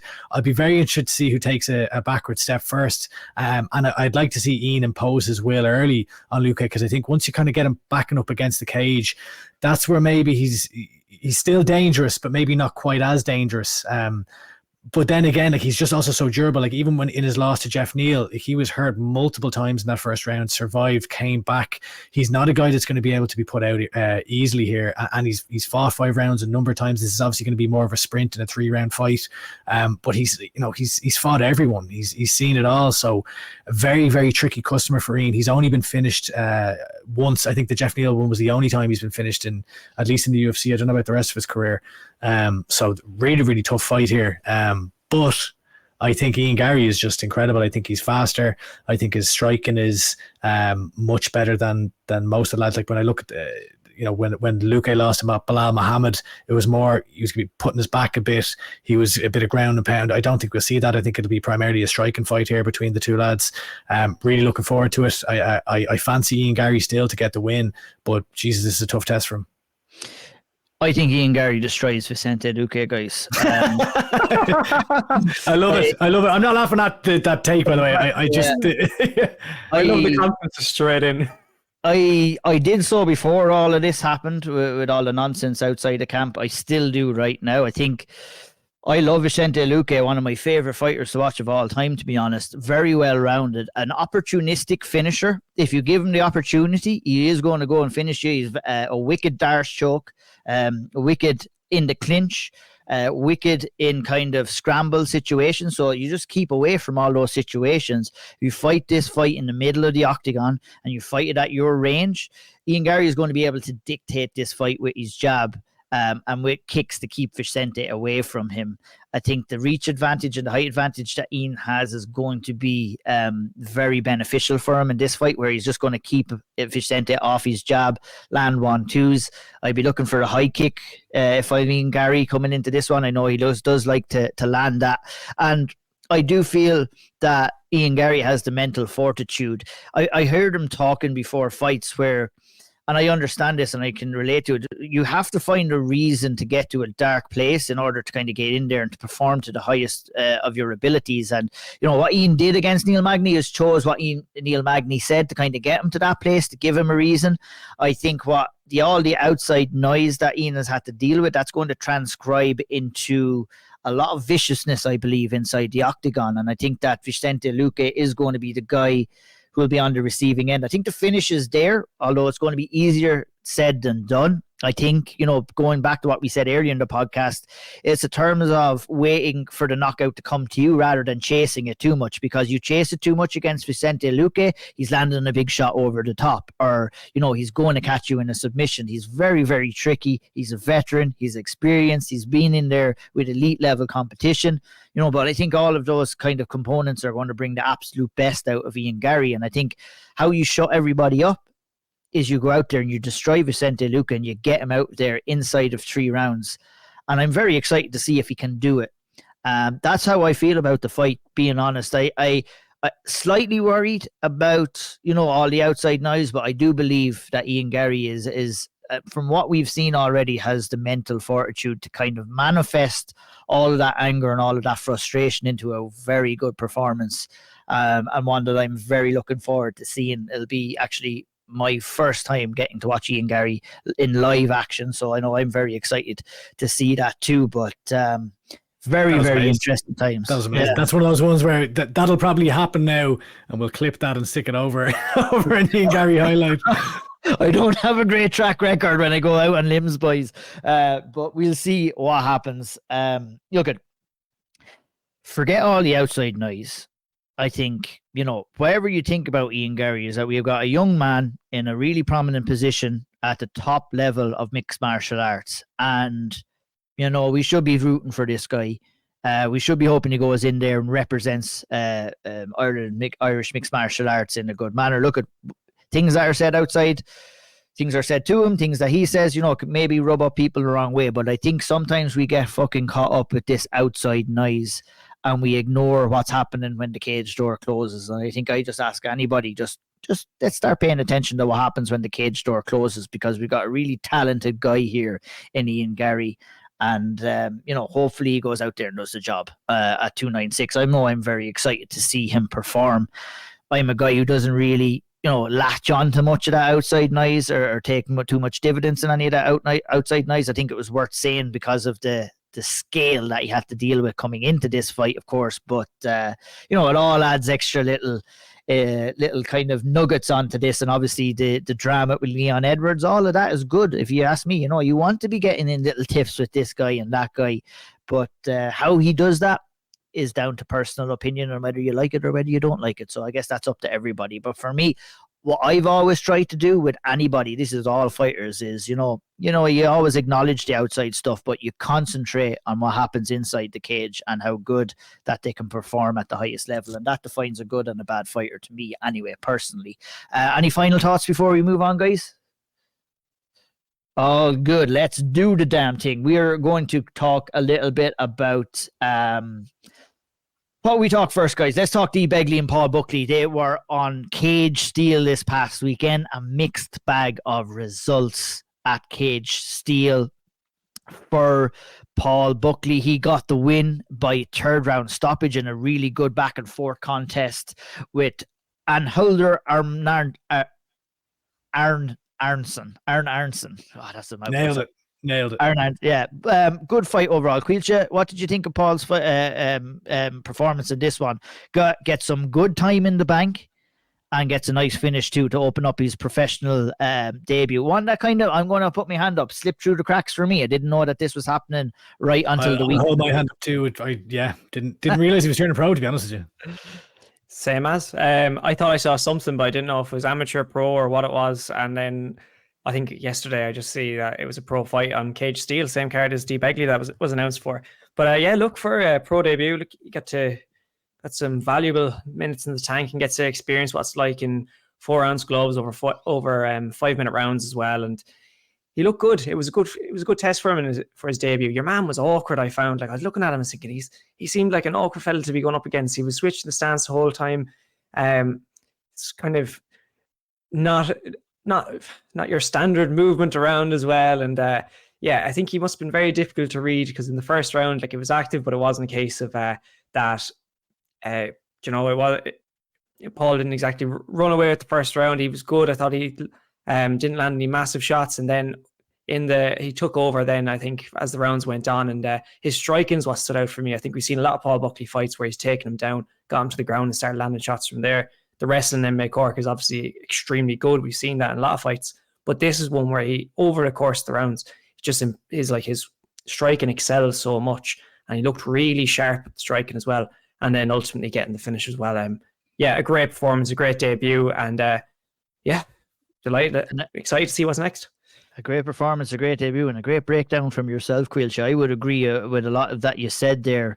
I was impressed by the striking of Paul as well coming in here. Look at I've talked to Harry Powell of SevereMMA a couple of times, and he raised a really good point in how you develop yourself as a fighter coming in the early stages. Obviously, amateur level, is a very good opportunity where you can come in and develop yourself as a fighter. But early stages in the pro ranks, look, Paul could have went in there and took that guy down and maybe got him out of there within a couple of minutes with his wrestling and his excellent grappling. But he chose to stand and bang and get the minutes in, and I think that's a good thing too. You've got to put yourself in controlled, uncomfortable situations. You don't want to put yourself in just uncomfortable situations, because that might lead to a bad result. But when you can control a fight, you can say, look, I'm happy to keep this fight on the feet. I'm happy to take it down. Whatever you want to do, but you need to test your waters. We had seen Paul in there, like you said, Caoilte, utilising his grappling in his amateur career, but it was refreshing, Andy, to see him coming out here and see him striking in this fight, and he got his reward in the third round where he went and got the finish. I agree. I remember watching the first round, I was kind of thinking that it almost looked like a sparring session, and I don't mean that in the sense that they weren't kind of thrown with venom or anything like that, but it seemed like Buckley was kind of trying to try out different looks and throwing out different kind of tools in his arsenal, different kicks, different punches, and just trying things out, which I think is exactly to your point about, developing and getting the minutes in there. And then he built on that as the rounds went on. In the second round, he had a lovely shot actually where, I can't remember your man's name. Was it Arnold, or I'm forgetting his name now already? Arnarsson. Haraldur Arnarsson. It is, yeah. But he threw, I think it was like a lead left hook, and instantly Buckley slipped it and cracked him over the top with the right hand, and then did the same when Arnarsson threw a right hook then later on, and wobbled him again. So he really started to put on the pace, and just it as the fight went on, just was bludgeoning Arnarsson, and the damage wore on and accumulated, and ultimately he got the finish. I was very impressed by it. I wasn't expecting this type of performance in a striking capacity from Paul Buckley, and made me excited to watch him again. 100%, very well said. Unfortunately, Dee Begley was on the receiving end of a Auld Triangle choke. Obviously, we like to see an Auld Triangle choke, but not on our Irish fighters. Unfortunately, Dee had to... Yeah, Kate Bassick's not winning our reward anyway. Yeah, I mean, she's kind of on a one-woman mission there to kind of stop the progress of Irish women's mixed martial arts, obviously picking up wins over Sinead Ninuan and now Dee Begley here, who took this fight on short notice, looking to get back on the saddle, obviously, after her close Invicta FC debut decision lost. She came in here and didn't really get the job done in this fight, unfortunately, for Dee Caoilte. Couple of grappling exchanges. She was on top. She was on bottom. Ultimately, she found herself in a triangle choke and lost the fight. So it was disappointing for Dee. It'll be a disappointing kind of period of time for her, coming back off the loss, 2 losses in a row, and it'll be looking for her to rebuild in 2024. Your thoughts, please? Yeah, it was a tough fight. That girl Kate, she's like the thorn in the side of Irish MMA now. This it's mad, but she very much a heavy grapplers. Kate Bassick, I found out she did not want to strike with Dee Begley whatsoever. I feel like it would have been a very much different fight if they could keep it on the feet a little bit longer. But she was just Kate Bassick was very good when it went to the mat, very active, and Dee just couldn't really get the game plan going, and was unable to land some effective striking at times as well, and survived a good few times. It was a good, for the grappling fans, it was actually a really good watch. But then in the end, Bassick was just kind of getting the better of her, and then finally got the Auld Triangle choke in, and that was it. But look, hopefully we get to see Dee back in there again soon, hopefully over in Invicta. I think this is probably a one fight deal off or whatever, and hopefully back in Invicta next and see how she gets on there.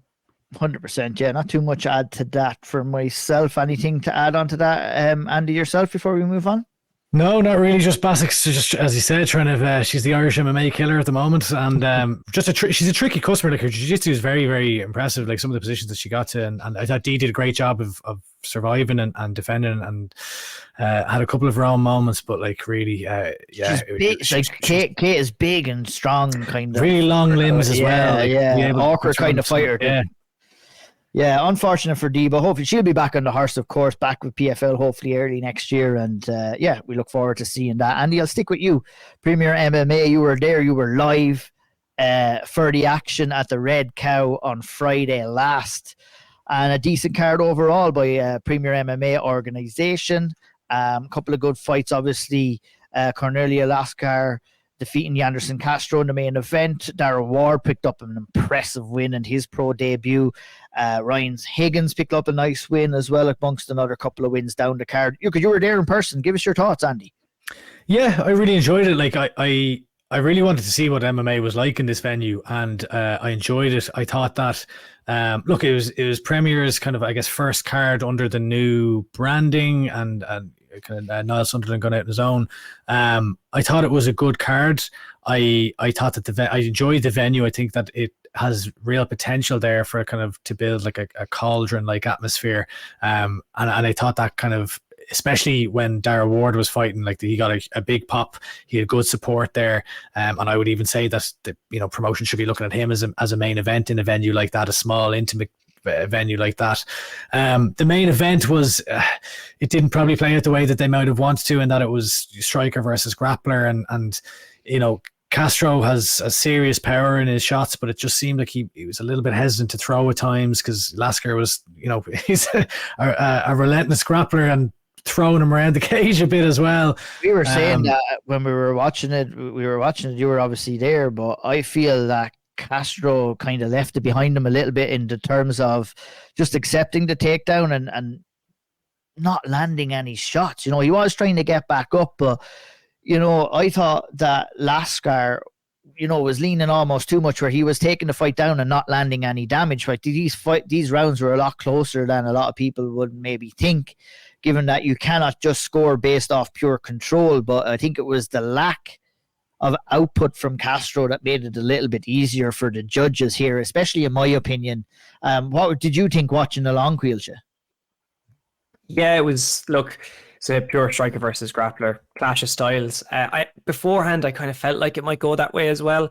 I didn't think Castro would be as gun shy at times, but then I think that early slam, which was absolutely insane, by the way, I think that would have put him off just a little bit, because that was a damaging slam as well. When you look at impactful shots, we're not just talking about strikes, you're looking at moments like that. That was massively impactful. I think that would have definitely took the wind out of him a bit early on, and made him a bit gun shy. I was hoping for a bit more striking exchange at times. Even on the ground, there was moments where I was like, you hope for just a little bit more. They got stood up, was it once, twice? I can't recall completely, but at the same time, it might be not as bad as I could be making it out. I still enjoyed it. I just probably expecting a little bit more at times.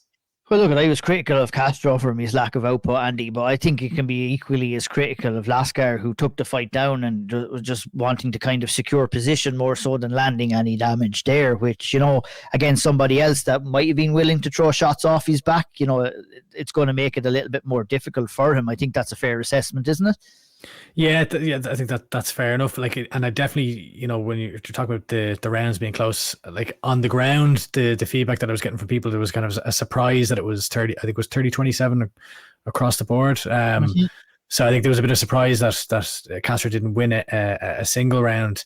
But yeah, I suppose I'm not that surprised at that at all, to be honest. I mean, round two. Full disclosure, I was interviewing Darrell Ward during one of the rounds, so I didn't get to see. I was going to wait and see if you're going to go in. I was like, I saw you looking around when you were talking to Darrell Ward during that interview. So the rounds kind of played out pretty much similar though too. But look, you mentioned Darrell Ward. Let's continue on talking about Darrell Ward. He didn't definitely. let's give it the main event, in my opinion, was a little bit disappointing in terms of action, interesting stylistic matchup. But sometimes when you're matching those strikers versus grappler matchups, that's the kind of style matchup that you get.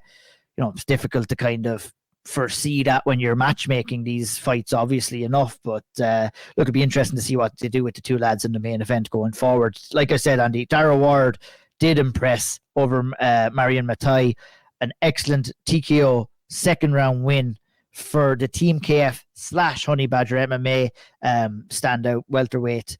And very impressive all around. Spoke very well to you in his interview afterwards as well, Andy. What were your thoughts on his performance?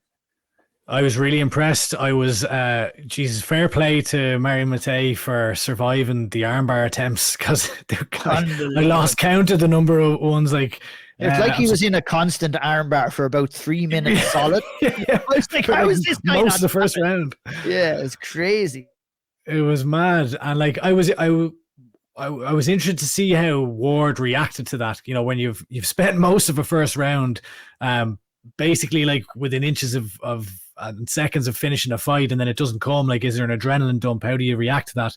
And how he reacted was he took him down, he took the back, he flattened him out, postured up and landed strikes, and the fight was finished. So really, really impressive stuff from Darragh Ward, who has kind of emerged over the last year on the amateur scene as a really kind of dangerous fighter, and he looks no different here. And fighting in middleweight, as you mentioned, I saw Philip Mulpeter put up a post there earlier on that he started, his ma got him a gift voucher for SPG Port Arlington at the time, which turned into Honey Badger Academy, and he was one of the, I think, if not one of, or the first student, if not one of, under them. So it's a cool story. He spoke very well on the mic after, a very humble guy who just kind of wants to work hard. The reaction he got from the crowd, I think, was absolutely brilliant. And yeah, as I said earlier on, I think an Irish promotion should be looking to get a guy like him, stick him in a main event, and start matching him at pro, and get him a number of fights under your banner in a small venue, and let a bit of a cult following grow, because I could see the potential there for that with a guy like him. Yeah, 100%. Very well said. Guys, anything else standing out on the card from you in terms of performance? Maybe I'll go over to you first, Caoilte. Fight between Jordan Scully and, I don't want to butcher the name now, is Zubarayev. I actually really enjoyed that one. Grappling exchanges were quite good. I thought the two of them it was a well-matched fight. Zubarayev came out with the win in the end. I actually thought it was pretty close at times as well.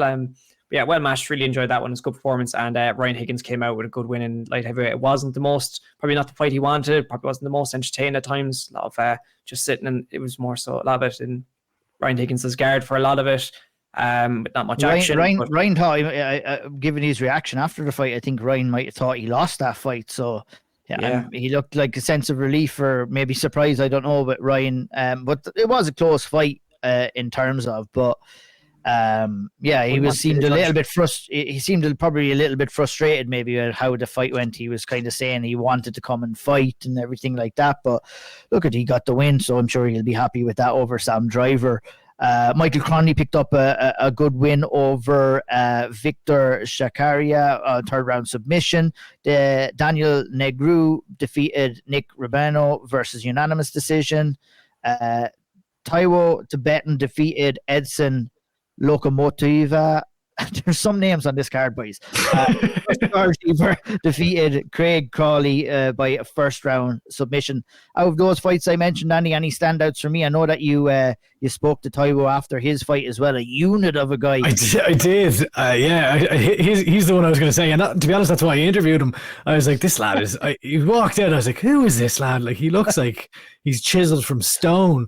And then he gets in there, and like, Jesus, like the thud off of his kicks was terrifying. Now, what kind of was a bit of a mindfuck for me was so he walks out, right, and they go up the steps, and they're on the platform, they walk the cage, and I'm looking up the entire time. And then when I interviewed him, what was it? It was light heavyweight. Then when I'm interviewing him, I'm like, hang on a second, this lad's basically the same height as me, and I'm not in no way tall at all.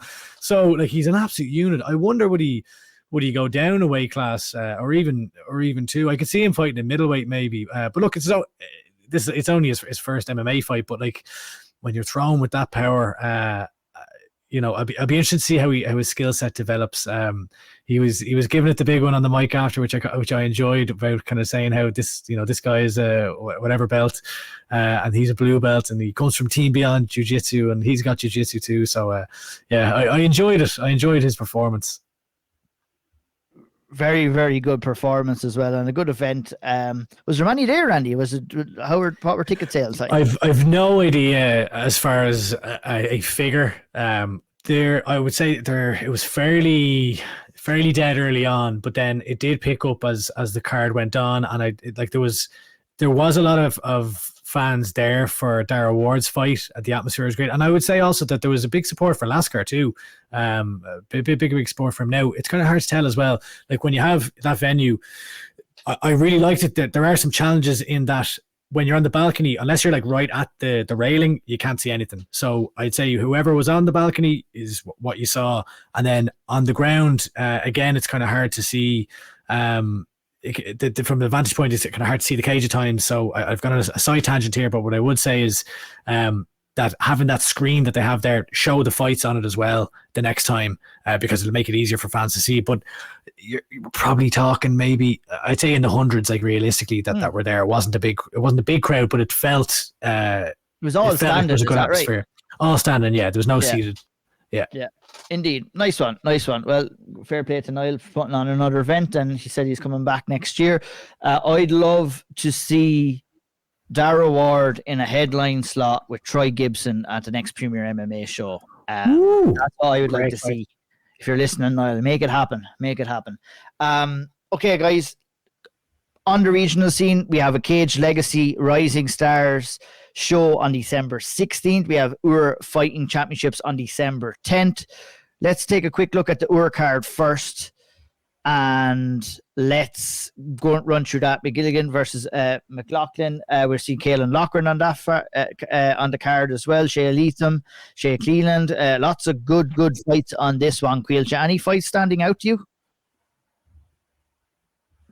Sorry, I was on mute. It has to be the fight between Tiernan Loughran and that's the card's gone for me now. Mark Soup. There you go. Terrible with my pronunciation there, but look, great fight. Good to see Tiernan back in there, and he's in for a tough scrap here as well. Look, I think this is probably going to be maybe his last fight before he goes pro, maybe one or two more. This is one I'll be keeping very close eye on. Also, Nathan McGillian, he has been flying it recently as well. So I'm excited to see that. I reckon he get a good pop from the crowd, and that's a tough fight against McLaughlin. 100%. Anything standing out to you, Andy? Yeah, I mean, again, Loughran's I see him as the main event. I definitely think that the ones that Caoilte's already mentioned, I would be interested to see that Gilpin versus Simon. Was it Lavery? Did Lavery just fight Loughran there recently? I think Rory Lavery. Tiernan Loughran's last fight was against Rory Lavery, so Lavery's also on the card, fighting Jack Thorne. And there's a lot of others. Shea Cleland is on the card. Really enjoy that. He's fighting Paul Nolan, I believe. Yeah. And then I'm just thinking, there's a heap of ones on this. Blaine McGill's on the card, so it's more. I would say it's less the matchups. They're all quite evenly matched fights, I would say. But yeah, it's Loughran is my draw here. That's who I'll be turning up for, I think. 100%. Me too as well. And obviously, look, we're getting tight for time. We'll talk about that card in great detail. They do have one pro fight on the card as well. So they've got Maga Zarabov fighting Dillian Douglas as well. Yeah. So I think both of those looking for a win in their pro career. Boom. Yeah, nice one. Decky always puts together a good card with some good matchups. So looking forward to catching that December 10th. That's this Sunday coming. So you'll get some PFL action to warm up, and then you will get some Iúr Fighting Championships. So next weekend after that, on the same weekend of UFC, on the same day as UFC. So, you could catch some regional MMA in the day and catch some UFC and Ian Garry's fight in the night if you choose to do so. And that's Cage Legacy Rising Stars, December 16th in Kilnamanagh. Middleweight title is on the line. Brian Manning versus Jess Paulo. That's a fight I'm looking forward to. Very interesting matchup on that. Elvis Luco, Ross Queerney. Fantastic matchup too. We've got a super welterweight fight between Jordan Scully and Peter Halpenny. Alex Keogh is on the card. Ben Mead. A couple of others as well. Any standout fights on that, guys, that you're looking forward to seeing? Caoilte, maybe I'll go to you first. Brian Manning and Jess Paolo fight. I'm hoping that one delivers. Brian Manning is kind of in a, he gets us talking every single time because he has this these antics per se of the masks and going for different, and it gets me interested. I always notice it and take note of it, and I do hope that if it, like, look at his last fight, that was again, or his fight with Senan Coakley, I always think of that one. That was an absolute scrap, and I'm hoping, hope we get a repeat or something similar this time. And that's probably the standout one for me anyway. 100%. Andy, what about yourself? I'm looking forward to that Elvis Luque Ross Kearney fight. I think they're kind of billing it as the number one contender at amateur. Like Elvis Luque we went on a great tear there. I think, was it last year? Might have even been the year before, where he was kind of finishing everyone, and Ross Kearney has looked very, very good too. So I think that's a really evenly matched fight. I think this card is more so less tenured amateurs, people just starting off their MMA career. So it's more so the couple of fights at the top that I'd be most focused on, I think. They'll still be rolling out the red carpet though, with all those limos and everything that they're doing recently in these media days. Chopper. I think that they'll have the chopper this time. Get to the chopper, as they will say. How do we get in the game? That's why. How do we get the Auld Triangle in the game? Yeah, when are we going to get the Cage Legacy limo to come around our doors and pick us up and bring us to the venue? So, I mean, I think I have a lesser chance of it happening to both of you gentlemen. I mean, maybe you'll have to have a word with Darren or with Decky to try and make that happen. Maybe they might send over the Cage Legacy private jet to collect me to kind of go and watch a couple of... you couldn't be taking that as an independent media member, Ian. You can't be taking that. Come on now. 100%. That wraps up. A couple of other housekeeping things before we finish up here. We got to mention that Jared Burns will fight on Brave CF 80. That's on the 15th of December in Bahrain. He's taking on Hussein Maki in a flyweight contest. Looking forward. Jared's been in some cracking fights at Cage Conflict on the island, and looking forward to seeing him go to action at Brave. That's December 15th for that as well. Caoilte, we also had the IMAF Championships as well as an upcoming youth championships that's happening in Dublin as well. Give us a little bit of a breakdown of what happened at the World Championships at the IMAF level. Team Ireland picked up a couple of junior medals and also a senior medal as well. Please give us the old rundown. Yeah, busy old competitions. I sent over usual team, and there's a big opportunity this year because I reckon a lot of the Bahrain kind of dominance over the divisions is kind of finished this year with a lot of them after going pro. But there was a few opportunities for medals. It didn't kind of happen for some, but for others, they really pulled through and took them home. It was the one gold medal to celebrate was Amy Scully. She won gold at junior atomweight, I believe, and did it in fantastic fashion, lads. You know that she an Auld Triangle in the final to get the win, so can't beat it. Outside of that, then there was two bronze medals. One for Keane McCartan in the senior strawweight division. He was in an absolutely brilliant division. He had two good performances. One which he won, and the other he lost in the semis. And then Kai O'Sullivan also took home a bronze medal. I think her return to the IMAF champions after maybe 2 tournaments now. So yeah, a quick tidbit on that as well is actually Zay Machado and Jimena Osorio. Actually, they're not from Ireland, but they were training in SBG for a couple of months in the build up to the championships, and both ended up taking home gold for their respective countries. So there's the kind of roundup, and then on the same weekend or the weekend after, PFL. So the start is the 9th and 10th, I believe it is. The IMA International MMA Youth Open is going to take place.